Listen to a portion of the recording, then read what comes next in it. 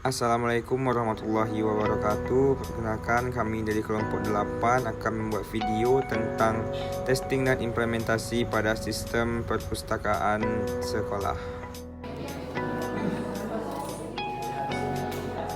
Yang masalah ini bikin tabel-tabel apa di PPT sama orang berarti orang yang pernah kena PP yang bikin Baiklah, yang pertama ada definisi sistem. Sistem yang akan diuji adalah sistem informasi perpustakaan pada MA Cendekia Bangsa.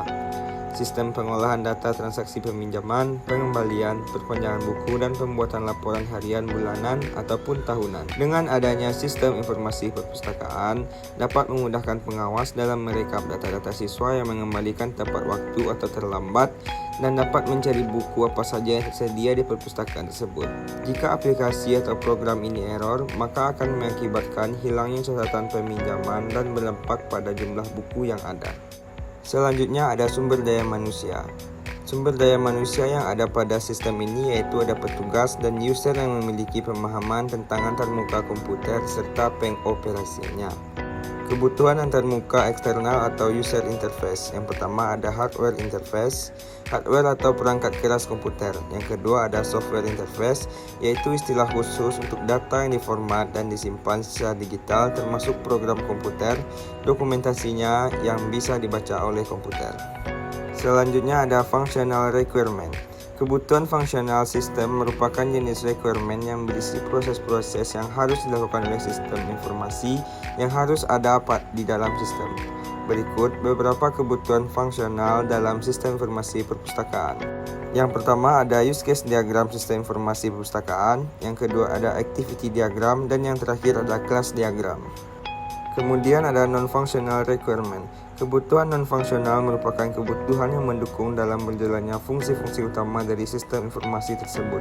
Yang pertama ada usability, terkait dengan kemudahan penggunaan sistem atau perangkat lunak oleh user. Kemudian ada portability, ialah kemudahan dalam pengaksesan sistem khususnya terkait dengan faktor waktu dan lokasi pengaksesan. Yang ketiga ada reliability, merupakan kebutuhan terkait kehandalan sistem atau perangkat lunak termasuk juga faktor keamanan. Yang selanjutnya ada supportability, ialah kebutuhan terkait dengan dukungan dalam penggunaan sistem atau perangkat lunak, dan yang terakhir ada memori. Selanjutnya kita masuk kepada black box testing. Black box testing adalah pengujian yang dilakukan untuk mengamati hasil input dan output dari perangkat lunak tanpa mengetahui struktur kode dari perangkat lunak.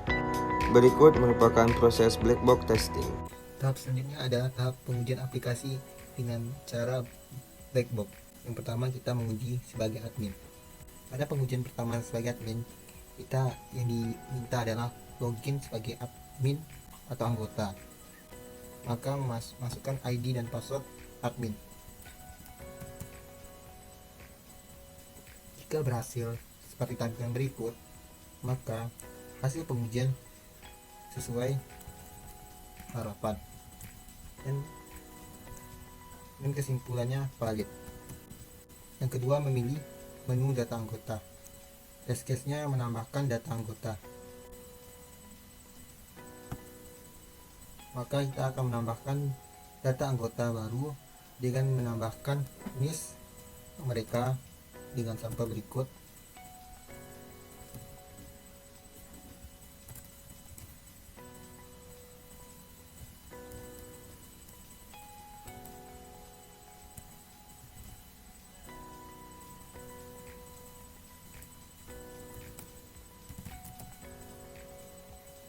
Berhasil. Jika berhasil, maka hasil pengujiannya sesuai harapan dan kesimpulannya valid. Yang selanjutnya memilih buku dengan test case, menambahkan data buku baru. Maka kita pergi ke kolom buku dan menambahkan buku. Misalnya buku agama Islam kelas 10 dengan kategori mata pelajaran wajib. Dan penerbitnya saudari, dan pengarangnya misalnya Muhammad Ahsan. Tahun terbit dimisalkan pada 2019 dan ISBN-nya disampaikan sebagai berikut. Jumlah buku misalnya 5 dan jumlah yang rusak adalah kosong. Simpan. Jika berhasil seperti berikut, maka hasil pengujian sesuai harapan dan valid. Yang selanjutnya adalah memilih menu peminjaman. Klik kolom pada peminjaman dan hasil yang diharapkan adalah menampilkan data peminjaman. Maka kita kembali ke dashboard dan klik peminjaman. Berikut menampilkan hasil peminjaman siapa aja yang meminjam buku pada hari berikut. Maka hasil pengujian sesuai harapan dengan kesimpulan valid. Yang selanjutnya adalah memilih menu pengembalian. Dengan test case, klik kolom pada pengembalian. Pada tampilan berikut, pada kolom pengembalian mengalami error, maka hasil pengujian tidak sesuai harapan dan kesimpulannya tidak valid. Dan kolom ke-6 atau nomor ke-6 memilih menu laporan perpustakaan dengan menguji laporan perpustakaan sesuai dengan nama dan tanggal.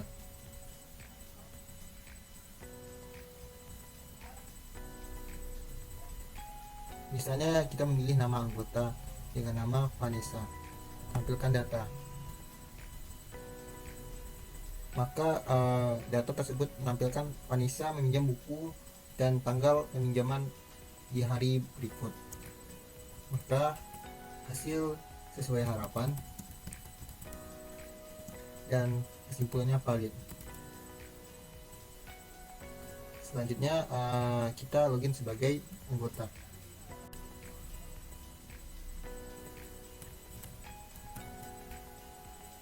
Berikut ini tampilan dashboard pada anggota. Pada pengujiannya kita meminjam buku. Klik kolom peminjaman buku dan pilih judul buku yang ingin dipinjamkan, misalnya agama Islam kelas 10 dengan tanggal hari ini dan kondisi buku baik. Kirim. Berhasil. Maka riwayat peminjaman buku ditampilkan. Maka hasilnya sesuai harapan. Maka hasilnya valid. Yang kedua adalah memilih menu pengembalian. Jika kita ingin mengembalikan buku, maka klik pada tanggal berikut dan buku yang ingin dikembalikan, misalnya agama Islam kelas 11 dan kondisi buku baik. Kirim. Berhasil. Maka sesuai dengan harapan dan kesimpulannya valid. Berikut ini penjelasan pada black box. Selanjutnya, white box testing. White box testing merupakan pengujian yang didasarkan pada detail prosedur dan alur logika kode program. Pada kegiatan ini, tester melihat source code program dan menemukan bug pada program.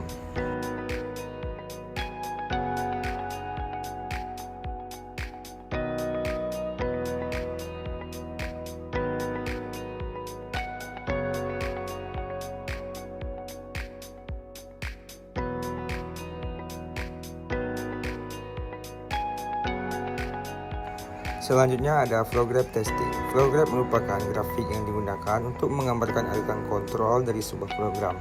Berbeda dengan flowchart, grafik pada flow graph tidak menggambarkan secara detail proses yang terjadi pada setiap blok notasi.